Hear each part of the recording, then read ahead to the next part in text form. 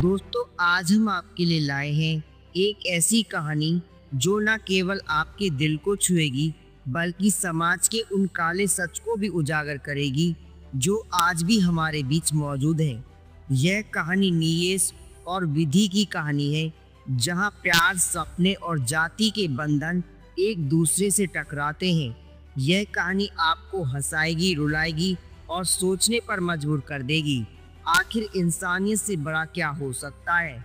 दोस्तों, मूवी की शुरुआत एक अंधेरी रात से होती है, जहां शंकर, एक ठंडे स्वभाव का ऊंची जाति का आदमी, किसी बहाने से एक युवक से मिलने जाता है। उसकी आंखों में क्रूरता और मकसद साफ झलकता है। मौका मिलते ही वह उसे लड़के को छत से नीचे धक्का दे देता है। लड़के की चीख हवा में गूंजती है और उसकी मौत हो जाती है। शंकर चुपके से वहां से निकल जाता है, जैसे कुछ हुआ ही न हो। शंकर का अंधविश्वास है कि वह ऊंची जाति की लड़कियों को नीची जाति के लड़कों से बचाता है और इसके लिए वह किसी भी हद तक जा सकता है। दोस्तों, कहानी अब नीलेश पर आती है, एक मेहनती और साधारण लड़का जो एक शादी में ढोल बजा रहा था। उसकी उंगलियां ढोल पर छक रही थीं और उसका उत्साह भीड़ को झूमने पर मजबूर कर देता है।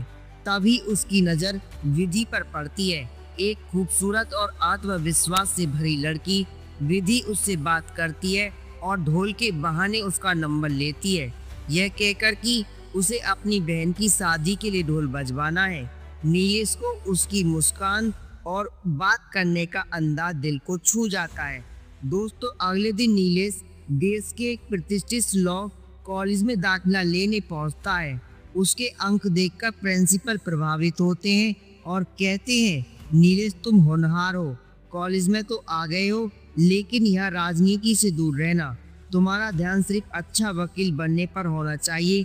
नीलेश को कोटे के तहत कम फीस में दाखिला मिला, जिसके लिए वह मेहनत और सपनों को श्रेय देता है। दोस्तों, कॉलेज में नीलेश की मुलाकात फिर से विधि से होती है, जो वहाँ की छात्रा है। नीलेश उसे पहचान लेता है और कहता है कि मैं वही ढोल वाला हूँ। विधि मुस्कुराते हुए बताती है कि उसका भी यहीं दाखिला हुआ है। दोनों की बातचीत में सहजता है और नीलेश का दिल खुशी से भर जाता है। क्लास में टीचर सभी छात्रों का परिचय लेते हैं। नीलेश जब अपना नाम नीलेश BA LLB बताता है तो पूरी क्लास हंस पड़ती है।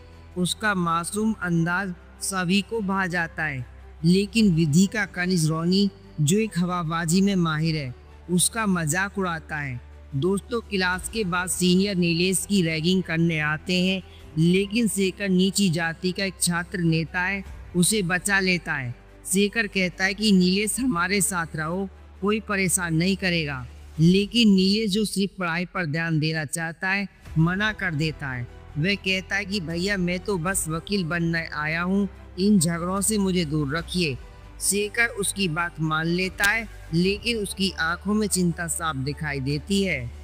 दोस्तों, उधर विधि के घर पर उसकी बहन की शादी की तैयारियां चल रही थी। परिवार की बातों से पता चलता है कि वो जाति को बहुत मानते हैं, लेकिन विधि के विचार खुले हैं।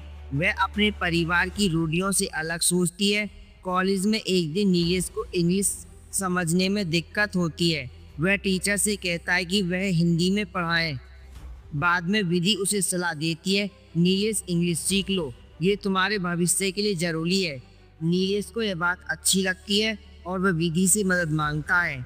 विधि खुशी खुशी उसे इंग्लिश सिखाने लगती है और दोनों साथ में पढ़ते हैं, घूमते हैं और उसकी दोस्ती धीरे धीरे गहरी हो जाती है। दोस्तों, इधर शंकर की कहानी फिर सामने आती है। उसे एक आदमी अपने घर बुलाता है, जो बताता है कि उसकी बेटी का नीची जाति लड़के से चक्कर था। झगड़े में बेटे को धक्का लगा और उसकी मौत हो गई। शंकर ठंडे लहजे से कहता है, जाति की रक्षा के लिए इतना तो चलता है, मैंने भी अपनी बहन के साथ ऐसा किया था। वह कमरे में जाता है और दरवाजा लॉक करता है और लड़की को फांसी पर लटकाकर आत्महत्या का रोक देता है। लड़की को होश आता है, लेकिन शंकर बेरहमी से उसे मार डालता है। वह परिवार से कहता है कि लोगों को बुलाओ ताकि लगे उसने खुदकुशी की है। शंकर भी बच निकलता है। दोस्तों कॉलेज में एक दिन टीचर इंग्लिश में नोट लिखवाते हैं। नीलेश को कुछ समझ नहीं आता और वह कुछ भी बनाता रहता है। टीचर उसकी कॉफी देखकर मजाक उड़ाते हैं। तुम जैसे कोटे वालों को इस कॉलेज में नहीं पढ़ना चाहिए। नीलेश को क्लास से निकाल दिया जाता है। गुस्से और अपमान से भरा नीलेश अकेला बैठा होता है। कभी विधि आती है। नीलेश उसे अपने दर्द बताता है, कैसे गांव में ऊंची जाति वालों ने उसका कुत्ता बिरजू ट्रेन से कुचलवाया, कैसे उसे चोरी के इल्जाम में पुलिस पे मरवाया।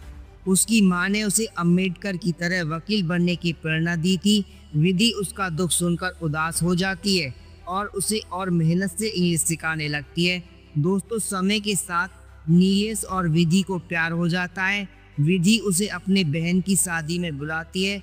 वहाँ नीलेश को पता चलता है कि विधि की माँ कैंसर में गुजर चुकी है। भावुक पल में दोनों के बीच एक किस हो जाता है। शादी में रोनी के कहने पर विधि के पापा नीलेश को बुलाते हैं, लेकिन रोनी के दोस्त उसे बुरी तरह मारते हैं और अपमानित करते हैं। विधि के पापा कहते हैं तुम और विधि कम ही साथ नहीं हो सकते। नीलेश टूट जाता है और कॉलेज छोड़ देता है। दोस्तों विधि उसके घर आती है, लेकिन नीलेश उसे मना कर देता है। कहता है कि तुम ऊंची जाति की हो, मेरा तुमसे कोई रिश्ता नहीं हो सकता।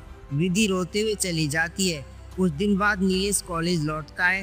रोनी से उसकी बहस होती है और वह किताब फेंककर रोनी की नाक तोड़ देता है। प्रिंसिपल उसके पापा को बुलाते हैं। नीलेश पहले से झूठे पापा को लाता है, लेकिन बाद में अपने असली पापा को लाता है। प्रिंसिपल उसे समझाते हैं कि अपने पापा पर गर्व करो, क्योंकि उन्होंने भी कानों का सामना किया है। बाहर रोनी और उसके दोस्त नीलेश के पापा का अपमानित करते हैं। नीलेश गुस्से में रोनी को मारने लगता है, लेकिन उसकी माँ रोकती है। वह शेखर का साथ देने का फैसला करता है, लेकिन शेखर ने निराशा में फांसी लगा ली होती है। नीलेश टूट जाता है। रास्ते में शंकर उसे बहाने से अपने साथ ले जाता है और ट्रेन के सामने लिटा देता है। सपने में विजू नीलेश को जगा देता है और वह बच जाता है। गुस्से में नीलेश शंकर को मारता है, फिर रोनी का पीछा करता है, लेकिन उसे छोड़ देता है। दोस्तों नीलेश विधि के सामने सच बताता है कि उसके पापा ने उसे शादी में अपमानित करवाया।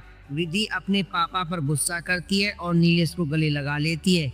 कोई कुछ नहीं कह पाता है। शंकर नीलेश से निपटने के बाद ट्रेन के सामने कूदकर जान दे देता है। यहीं पर यह मूवी खत्म हो जाती है। दोस्तों ये थी धड़क 2 मूवी की पूरी कहानी। दोस्तों अगर वीडियो पसंद आई हो तो लाइक शेयर कमेंट जरूर करें। ऐसे ही वीडियो के लिए चैनल को सब्सक्राइब करें, बेल आइकन दबाएं। मिलते हैं अगली वीडियो में। नमस्कार दोस्तों।